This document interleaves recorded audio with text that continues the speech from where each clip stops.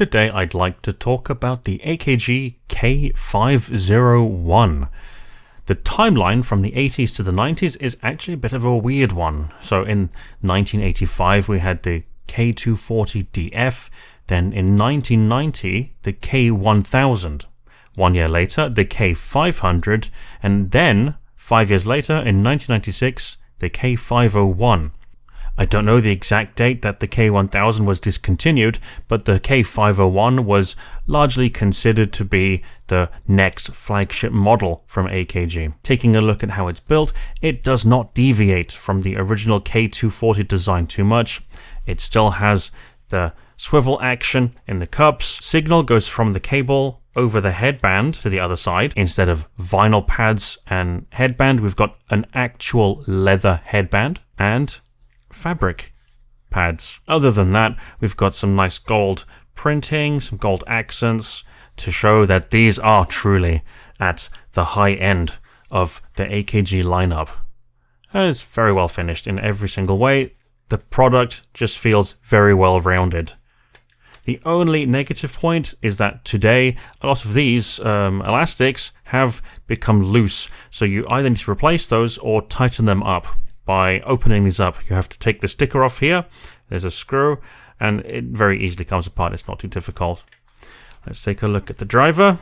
So these are twist lock pads. They're a little bit finicky. Yeah. And there we can see the driver. I'm not going to open these up because it's way too much effort to actually completely open it up, have a look inside. There's too much going on. So I'll just throw up some photos on the screen instead. And then to put it back, again, find the right divots, and then turn it clockwise. There. The actual wearing comfort of these headphones is not the best, but it's also not the worst. Obviously, it has the suspension head strap, which is perfect. That's what you want.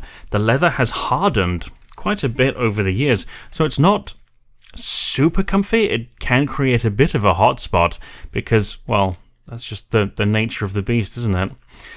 The fabric ear pads, they're a little bit on the hard side, but obviously that stiffness in the foam is there to make sure that these pads last as long as possible and you do get the best sound for as long as possible. So on one hand, you have to forgive AKG for making those compromises, because it is always a balance, a compromise between what is best for the consumer, what's going to last longest, and that's a decision I respect.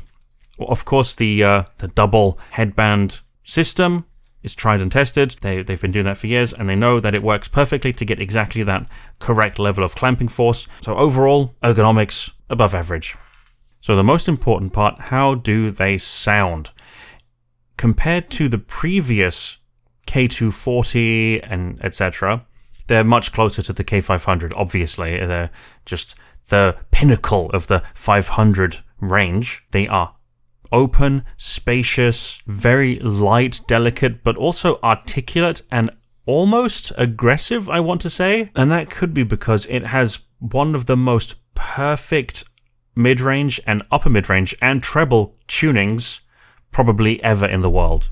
The only problem is that the bass and the sub-bass is very much rolled off. So if we're talking about objective sound quality, it doesn't have it all. So what it does have is treble and detail that you can almost only find in some very specific biodynamic models or even electrostatic models. Unfortunately, the bass is very dry and lean, and I would not recommend it for any modern music or music that has a strong bass presence. Of course, the tuning is perfect, so timbre sounds incredibly accurate. I dare say even more accurate than the HD600, and it sounds even more detailed than that too. But because it is missing that bass, it doesn't perform well for every genre like the HD600 range. Well, obviously not for bass heavy music. But the point is, these were designed and manufactured for the reproduction and playback of classical music.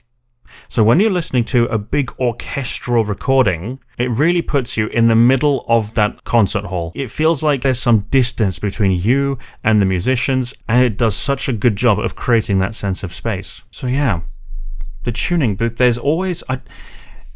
Anyone who's ever designed their own headphone or modified different headphones or perhaps even acquired the wisdom from listening to hundreds or even thousands of headphones, you will know that there's a fine balance in the tuning and how that tuning is achieved. Very often, especially with open back dynamic headphones, if you want more bass, normally the treble's going to suffer. So that's very much kind of a seesaw effect. Of course, now we have modern headphones and much better engineering where finally we have open back headphones with both bass and treble. Of course, that it's not like that hasn't existed before in the past. It's just a very rare thing that either costs a lot of money or requires an excessive amount of damping or engineering. Anyway, that's the reality of this headphone. The focus was upper mid-range and treble perfection, of course mid-range too, and I think that is why the bass did suffer a little bit, but in the end they created something very specific and very cool. Now, does it stand up to the modern AKG headphones? No, absolutely not. They do things just as well and even better because they do actually have bass reproduction. And if we go as far as the comparing it to the modern Austrian audio composer, yeah, there's no competition. It gets demolished by the composer. And the only reason I make that comparison is because the people who designed that were some of the people who used to work for AKG, and they've inherited that design tradition from one of the best headphone companies in Europe and the world. So of course, do I recommend this headphone? For classical music enjoyers, there's not much else like it. You could always just stick with the modern AKG variants from the 700 series, and you'll do just as well with a little bit more bass. But of course, that's down to taste. And there's so many classical recordings out there of various qualities and various different techniques applied. So for example, you'll have some recordings where they put the microphones really up close to the musicians, like a small chamber orchestra, and some will put the microphones really far away back into the concert hall to get a very different kind of sound presentation. And the same goes for any genre of music. There are various recording techniques that produce different results. So it's all about getting the right combination that suits your taste, matching the recording to the headphone. So yeah, as a headphone and a piece of headphone history, absolutely would recommend at least listening to it, trying it out. So that was a bit of a short one today. I hope you enjoyed it. If you love vintage headphones and you want to see more videos like this, click the subscribe button. We're nearly over 1,000. So that's something to celebrate. Comment below what you'd like to see next. Maybe I'll do something special as a 1,000 subscriber celebration. Take it easy, and I'll see you in the next one.